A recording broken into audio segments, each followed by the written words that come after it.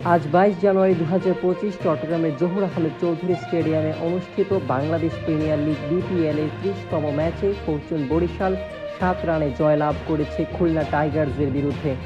বরিশাল প্রথমে ব্যাট করে নির্ধারিত ২০ ওভারে ৯ উইকেট হারিয়ে ১৬৭ রান সংগ্রহ করে। তারপর খুলনা টাইগার্স ৬ উইকেটে ১৬০ রান করেই থেমে যায়। এই ম্যাচে বরিশালের জন্য রিশাদ হোসেন ছিলেন অন্যতম নায়ক, যিনি ব্যাটিংয়ে ১৯ বল খেলে ৩৯ রান করেন এবং বল হাতে ১ উইকেট নিয়ে ম্যাচের সেরা খেলোয়াড় নির্বাচিত হন।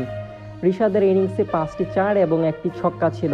ম্যাচে তার অলরাউন্ড পারফরম্যান্সে বেশ বড় ভূমিকা ছিল। বরিশালের ইনিংসে মাহমুদুল্লাহ ৫০ রান করে দলের পক্ষে সর্বোচ্চ রান সংগ্রহকারী ছিলেন। তিনি ৪৫ বলে ৩টি ৪ এবং ২টি ছক্কা হাঁকান। অন্যদিকে তাওহিদ হৃদয় ৩০ বল খেলে ৩৬ রান করেন এবং রিশাদ হোসেনের মতো ইনিংসকে শক্তিশালী করেন। বরিশালের বাকি ব্যাটসম্যানদের মধ্যে তামিম ইকবাল ০, দাভিদ মালান ০, মুশফিকুর রহিম ৫ এবং মোহাম্মদ নাবি ১ রান করে আউট হন। তবে ২০তম ওভারের শেষ দিকে তানভীর ইসলাম ১২ বলে অপরাজিত ১২ রান যোগ করেন। খুলনা টাইগার্সের বোলারদের মধ্যে সালমান ইরশাদ সর্বোচ্চ ২টি উইকেট নেন। তিনি ৪ ওভারে ১৯ রান খরচ করেন। এছাড়া মেহেদী হাসান মিরাজ এবং জিয়াউর রহমান ৩টি করে উইকেট নেন। খুলনা টাইগার্সের ইনিংসে একমাত্র মোহাম্মদ নাইমই ছিলেন সবচেয়ে সফল ব্যাটসম্যান। তিনি ৫৯ বল খেলে ৭৭ রান করেন। নাইমের ইনিংসে ৪টি ৪ এবং ৬টি ছক্কার মার ছিল। যদিও তিনি দলের হারের শিকার হন, কিন্তু তার দুর্দান্ত ইনিংসের খেলাটি ছিল বেশ প্রশংসনীয়।